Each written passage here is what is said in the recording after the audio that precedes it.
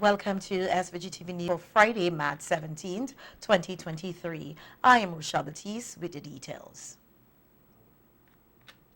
The legal team representing the government of St. Vincent and the Grenadines in the COVID-19 vaccine mandate case against dismissed public servants and their unions has filed a notice of appeal on the ruling handed down on Monday, March 13th by High Court Judge Justice Esco Henry. On the radio today, Prime Minister Dr. Raul Gonzalez said the notice of appeal was filed on Thursday, March 16, 2023, and the application for stay of execution of the judgment was to be filed on Friday morning or this morning. They were a little delayed with both for simple reasons of timing. Though the judgment was the order was given on the morning of Monday the 13th. It was only after 4:30 that the order was finalized and sent to the Attorney General's chambers representing the government. Well, you couldn't do anything until you get the final order. You see where I'm coming from? Yes, absolutely. Then Tuesday was holiday. And then the Attorney General's chambers goes to local lawyers here, communicating with the senior counsel who is currently in Antigua. And you could imagine drafting and redrafting, and different people have to read it and share it. So the notice of appeal was filed yesterday, right. And I've been advised that sometime this morning, earlier rather than later in the morning, the application to stay the execution of the judgment. No persons. That's the lawyers. Those are the lawyers' issues. The Prime Minister said he has been advised by the government's legal team that the ruling in the matter was wrong and in the facts and in the law, hence the reason why the judgment is being appealed. And that all that will come out in the wash in the Court of Appeal. And the matter is, of course, of great public importance, because the issue at stake here, in a central manner, is that in another pandemic, and we will have more pandemics, the World Health Organization has reasonably predicted that. What does the democratic government do in relation to a pandemic? Do you allow it just to rip through the population and all you do is use moral suasion? Or you take decisions which are reasonably required, take actions which are reasonably required in the interest of public health and which are reasonably justifiable in a democratic society? And we are satisfied that we acted like that within the framework of the law and the Constitution. The judge thought differently, and we think that she's wrong, both on the facts and the law. And that is the reason, that is a foundation reason why the government is appealing. And secondly, because of the matter the importance of the overriding public importance. Yes. Not only here, but in other parts of the Caribbean. PM Gonzales also spoke on the importance of the government's legal team filing for a stay of execution on the judgment handed down in the matter. Well, the reason why you have to file this stay of execution is obvious. The judge ruled that you have to, those who are deemed to have abandoned, that is null and void. So you'd have to pay them for the 15 months. And that is not the only issue. If you don't get this stay of the execution of the judgment, and you have to re-employ them. But it turns out finally that they had abandoned. And if they don't want to be re-employed because they had abandoned, you have those persons still being on the payroll. Now, let me say this. As a matter of policy, I don't mind the persons reapplying or indicating that they want to come back, even after we get a stay, if we get the stay. But the issue is, if you are rightly deemed to have abandoned, but because the judge said no, the judge at first instance, that people get their pay, not having work, how are you going to get back that money? Eh? Exactly. You see where I'm coming from? Yes, absolutely. But I just want to make the point that in going forward, as I've said all the time, since we had changed the rules when the risk had been reduced, and we said you can reapply for your job. Yes. All now, so you can indicate that you're coming back.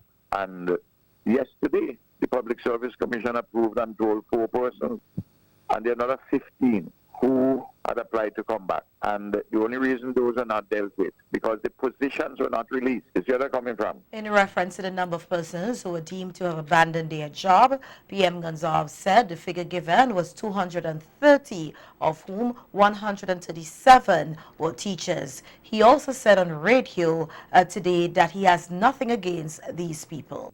I have no hard feelings to them. I have no malice towards them. I have love towards them. And that's why very early, once the high-level danger of the pandemic had receded and we changed the rules, I say apply and come back into the service. Come and teach. Go back to customs. Go back to immigration. Back to the nursing profession. Go back as doctors, those of you have left. You see where I'm coming from? Yes, yeah. I say continue the case. And even if we get a stay, the case continues to the Court of Appeal. Indicate that you want to come back. You see where I'm coming from? I don't have any problems with anybody individually. I have my responsibility. And my responsibility in the height of the pandemic is to save lives and livelihoods, which I'm satisfied with it. I think we saved several dozens of lives. But even if it is one we saved, it was worth doing. So I had a personal responsibility. I had an official responsibility. And I act in solidarity with the entire community to save lives and livelihoods. At a joint news conference held this afternoon at the Methodist Church Hall, one of the lawyers for the claimants, Jomo Thomas, said as of Monday, March 13, 2023, the law of the land in relation to the vaccine mandate case is what was pronounced by Justice Esco Henry, and affected workers, including teachers and other public servants, properly returned to their work, as the court ruled that they were and remain public employees. Thomas said it is mind-blowing that the government lawyers will move ahead to appeal the ruling without seeing how the judge came to a decision on the matter. As Ms. Barnwell said, the state is proceeding to handle this badly because it is telling people, well, we got advice that the state is going to do something. But even if they did something, the law of the land remains the decision of Justice Henry. If they apply for a stay and they don't get the stay, there's no appeal. Because if they don't get the stay, they will have to carry out the order of the court because they don't have a stay. And then in the face of that, they may get an indication from the court where it might be heading if they don't get a stay. Because the court would want to look at the papers and say, well, do they really have legal grounds upon which to pursue this? The difficulty is that they don't have the judgment. And they don't have the judgment, and this is why we don't understand why they would jump ahead. I have seen people talk about appeals before, and what they would say is that we listen to the judge, where the judge has made certain pronouncements and orders and declarations. We are going to await the decision, we will study the decision, and then we would make a decision as to whether we would appeal or not. These people jumped ahead without reading the decision and said they're going to appeal in the national interest, and it would be reckless not to appeal. But as I said before, that's not a proper basis for an appeal. An appeal is based in law. Because you can't appeal facts. You're appealing on grounds of law. Another lawyer for the claimant, Zita Banuel, said what is concerning is that an indication was made by the government's legal team to appeal immediately after the ruling was handed down. What you get, it is that I don't care how you arrive at that decision. I don't care whether or not the decision is strong in law. I know that I am going to appeal it. When you're playing with children and a child don't want to admit that the child is wrong, or the child finds it difficult to concede that something I might have, something I shouldn't really be acting a particular way, So they perhaps in the appeal is saying all of what Juma says, but he's correct that most often you wait until you have a decision to be able to flesh it out, to be able to say concretely why you're saying something, but they don't care. The other thing too is that they don't really necessarily have to wait for the judgment, because down the road you can amend your grounds of appeal and add, take away, or change up something in the manner in which you're saying. You have 45 days. There is, I think it's 45 days. So they have a length of time within which to lodge a notice of appeal. So what's the rush? And even if you don't lodge it within that particular time, most often the court is gracious to give you an extension of the time for which you have to lodge that based on the rules. So there is some time. The point of the matter is, yes, there's no rush, but while we're saying there's no rush, the other issue is balancing here are people's livelihoods still for the last how many years? You understand? So perhaps in a way it may appear politically as if, oh yes, well, we want to have this done expeditiously, we want to have this done. But there are other ways you could do that. If it is that you're seeking just on a matter of understanding how to move forward as legislatively, you can say, for instance, or we can say, or you can say, or think about it, people. And when I say people, I'm saying every single soul who is listening. The state has already said, in particular for teachers, you can apply and return to work. Absolutely. You can apply and return to work. So what the heck is the problem? What is exactly the problem? Isn't what we are seeing here has to do with an issue of ego, that I am wrong, not the practicalities of people's well-being? That is what it is. It cannot be that you're simply saying about appealing and is appeal for appeal's sake. And President of the Public Service Union, Errol Boucher, said the ruling handed down by Justice Esco Henry on Monday, March 13th, brought relief to the workers who were affected by the government's vaccine mandate, as most were unable to feed their families and were at risk of losing their homes. And my conviction that this was not just a fight of a secular nature, but this was a fight, and I was so convinced, of a spiritual nature. Our lawyers did a fantastic job. Yes. And we are very appreciative and grateful for all their hard work. This ruling is a great victory for all the affected workers and their respective trade unions and associations. It is a clear vindication of the trade unions and all the industrial action taken in an effort to prevent the amendment of the Public Health Act. And I have to mention that. The amendment of this act led to the passage of the SR 28, better known as the vaccine mandate. Yeah. And you'll remember that we try our utmost best to stop that amendment that was made in the wee hours of the morning. Against the will of the people. The government's decision that we have learned of recently to appeal the judgment is offensive and vindictive, and it's designed purely to continue the suffering and pain of affected public servants. President of the SVG Teachers Union, Oswald Robinson, urged members to stand united and rally around their colleagues. He said the planned picket for Monday, March 20th is still on. 3 consecutive occasions, the government of this land has attempted to tamper with the supreme law of the land. And that is why our organizations, and in particular the Teachers Union, will and must continue to stand up for its members and in general issues affecting workers in St. Vincent and the Grenadines. On many occasions, the Public Service Union and the Teachers Union have to give another voice, especially for those who are in the private sector.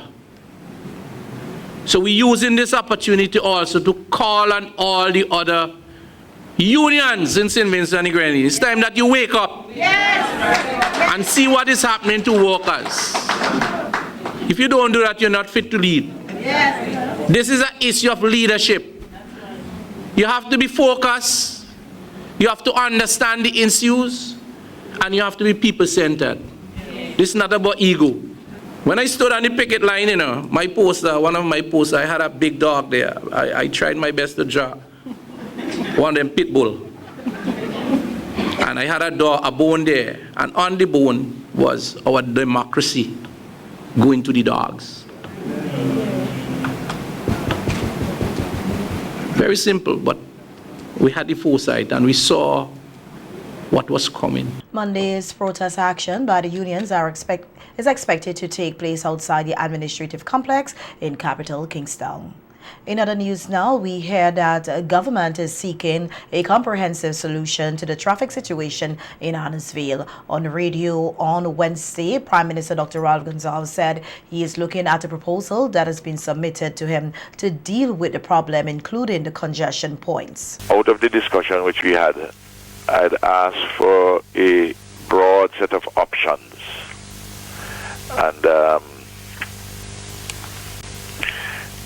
Brent, there's been some study before, but Brent Bailey, Dr. Bailey, who is an infrastructure consultant and who is heading the project implementation unit for the $45 million road project now, the Taiwan Road project. Yes. That he sent me on Friday, on Monday. I studied it last night, Tuesday. And I'm circulating it to all the relevant professionals and the cabinet members and so on to see how we can try and tackle that in some way. It would be, part of it would be costly, part of it is regulatory. So I want to mention that. You know, Johnny P., these things come about because, among other things, the number of vehicles has increased, certainly more than 4 times. Yeah. It was under 8,000 vehicles in 2001. It's a number around 35,000 now. Mm-hmm. Johnny P, certainly over 32,000, so it's more than 4 times. And we have to address that problem. PM Gonzalez said as the city is built out in Annisville, the traffic situation may still be there, with more and more persons utilizing the facilities in the area. He noted that the anchor for the city at Annisville will be the hospital project, which they were hoping to start work on by July. However, due to a review of the design and other technical issues, the earliest that they are looking to start work on the project is by October this year. And police have arrested and charged Oswald Joseph, a 34-year-old landscaper of Choppins, for being the driver of motor vehicle P8622, caused the death of a 44-year-old maintenance man of Lomans Leeward by driving the said vehicle dangerously at Annisville Public Road at about 10 p.m. on April 10th, 2022. Joseph is expected to appear before the Kingston Magistrate Court to answer the charge. Meanwhile, Brendan Hoyt, a 30-year-old laborer of Overland, was arrested and charged with the following offenses: resisting the arrest of Police Constable 781 Patrick by pulling away his hands from him, he being a police officer acting in the due execution of his duty, did assault Police Constable 781 Patrick by biting him about his body and on the right hand, actually causing actual bodily harm, and throwing missiles to the danger of a 57-year-old justice of the peace of Dixon in a public place at the Georgetown Mall. The offenses allegedly occurred at Georgetown about 4:30 p.m. on Wednesday, March 15, 2023. Hoyt is expected to appear before the Georgetown Magistrate Court to answer to the charge. We hear that community dietitian in the Ministry of Health, Wellness and the Environment, Alicia Ferdinand, said there is a steady increase of overweight people in St. Vincent and the Grenadines. The community dietitian and community nutrition officer, Inka Scott Johnson, were guests on NBC Radio Face-to-Face program today discussing the topic of obesity in St. Vincent and the Grenadines. I'm not that old, but compared to what Mrs. Johnson stated back in the days, we used to walk. We used to see persons being more active, persons being more out, but no, it's not happening as much. So now we're seeing the youngest of the young being more oversized than usual, than the average children, and then we're also seeing adults as well. So, and I think in the Caribbean region on the whole, we're also seeing that transition of persons who are just getting overweight, and obesity is something on a global perspective that they're really not sure what's happening, because it's happening globally, and we in St. Vincent, we are also being affected.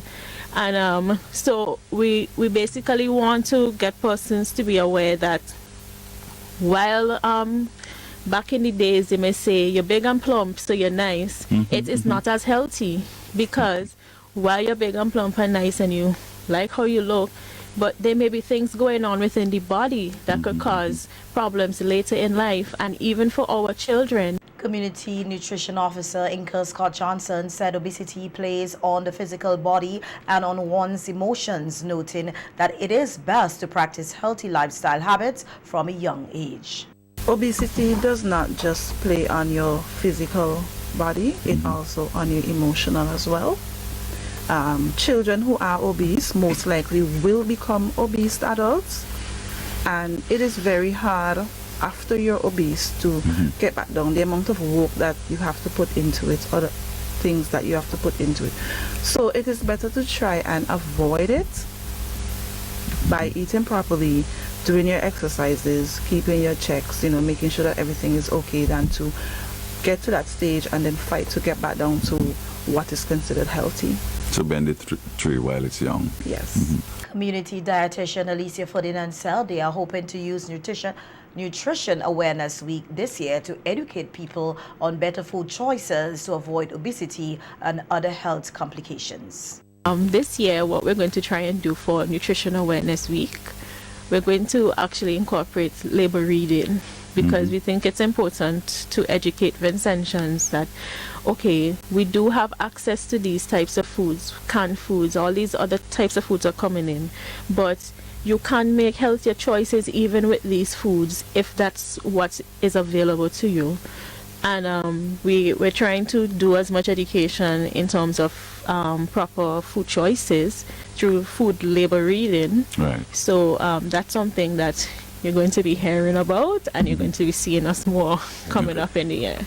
And senior dialysis nurse at the Modern Medical Diagnostic Center in Georgetown, Rian Solin, is advising persons to do health checks every 3 to 6 months to avoid conditions such as diabetes and hypertension, which can lead to more serious conditions such as kidney disease. Solin and nephrologist Dr. Tawana Brown Caesar was speaking on NBC Radio Face-to-Face program recently on the occasion of World Kidney Day, observed here in SVG and around the globe on Thursday, March 9, 2023, under the team preparing for the unexpected, supporting the vulnerable. Causes, like a lot of people will ask also what really caused the kidneys to go bad, right? If you're looking at like from a global perspective, we have diabetes and hypertension on the rampant right now, right? Basically mashing up the kidneys, right? Diabetes and hypertension, you see what happened, all right? Like a person, like an individual can have diabetes and hypertension for years and do not know, all right? Also, they can develop chronic kidney disease for like some time before, and they do not know. That's why they call these diseases silent killers, right? How you conquer that now is to like basically do regular checkups. Regular checkups are very important. Regular checkups are very important also. Or you can just do a random checkup. Well, according to certain guidelines, you do a checkup every 3 months. If you see like you have like a family history, for example, or like you would find certain indicators like leaking protein in the urine. Okay. Right, that is a significant indicator that you are progressing to a chronic illness, right?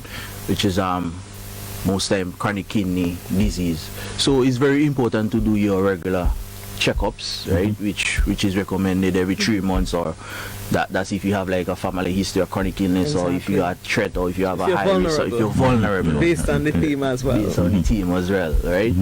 Also, or as a normal person, you do check up every 6 months. You just do random checkup every 6 months. It's very important. So he brought home an important point there in terms of the vulnerable population. And this year's theme, they talk about preparing for the unexpected, supporting the vulnerable. If we think about the last couple of years in St. Vincent and the Grenadines, we had quite a few unexpecteds. We had the COVID-19 pandemic that pushed persons who already had risk factors for chronic kidney disease over the edge. And we also had patients who did not have a history of chronic kidney disease developing acute kidney injury requiring dialysis. Kidney disease specialist Dr. Twana Brown-Caesar used the opportunity to urge people to practice living a healthy lifestyle to prevent kidney disease and other diseases. So when we look at the overall health and the incidence or the epidemic of non-communicable diseases, by extension we have target organ damage. A lot of these things can be modified, prevented, decreased in terms of their severity with healthy lifestyle practices. Staying physically active, exercise fit, half an hour a day is the recommendation. I don't think that's too onerous. 150 minutes per week that's what World Health Organization recommends. We talk about a healthy diet. We're on an island. When we have mangoes in season, we see it all along the drains, but fruits and vegetables should also be included into our diet. We love our carbs, we love our breadfruit, we love our rice, but certainly we have to also restrict that, because that also is helpful in the obesity epidemic that we are currently seeing. We also have to avoid medications that are harmful.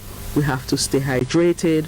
If we have risk factors for these non-communicable diseases, like a family history, we should get checked. It's not a every month sort of thing.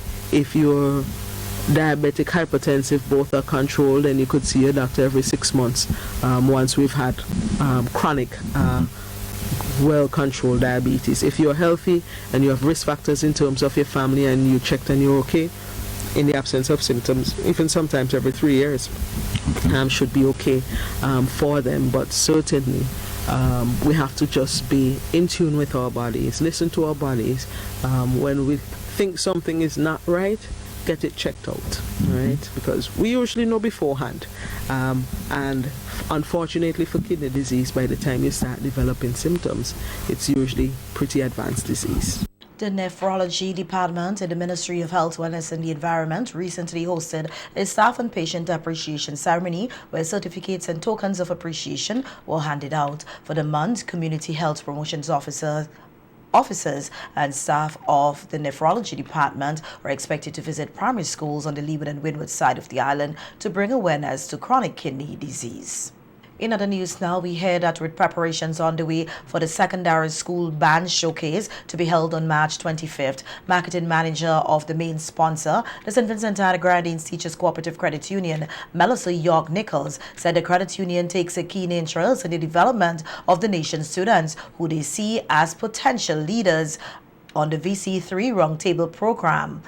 This week, Young Nichols said there would be students who are not academically inclined. However, this should not deter them from pursuing a career in the music industry. So quite naturally, we take an interest in the development of our youths because we see them as the future of our nation, not only the future of our nation, but the potential leaders of the credit union movement in St. Vincent and the Grenadines.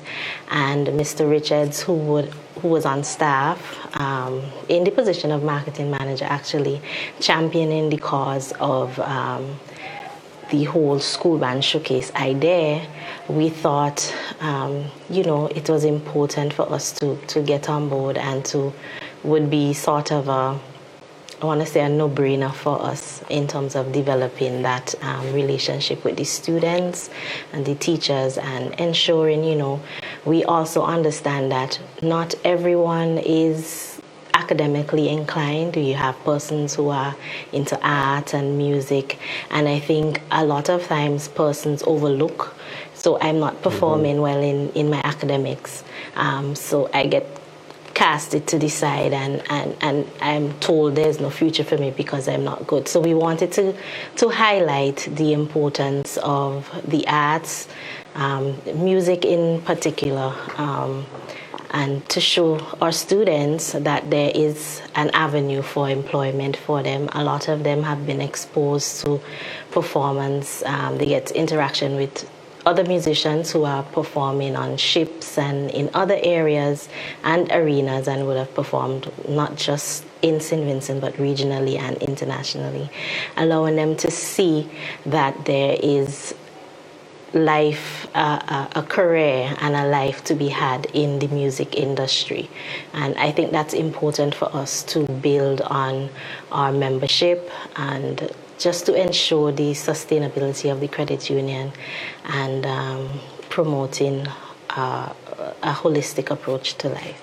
On the importance of music in schools, bookstore manager at the credit union Ezekiel Richards said, unfortunately, there are still several schools to this day which do not see the importance of music in the development of students and focus more on theater clubs and athletics. I think they have not taken it on seriously. I don't think they see music as important as we are seeing it. Yeah. I mean, what they give, if it's athletics, look today where we visited some of the students who play the music, they went to HEATSA for athletics or something, because to some schools, athletics and drama is the thing, but not music. But we want to change that. There are persons who are into music. Let us establish band rooms for them that they can go and practice. Then we have students who zero in on that. I mean, look, we have examples here. Look at Rodney Small. He's doing well in music, and it's good that he is reinvested in the students now. But everybody may not be doing that. Approximately 200 young musicians will make their presentation at the secondary school's band showcase scheduled for March 25th, 2023 at the cruise ship terminal lawn beginning at 3 p.m.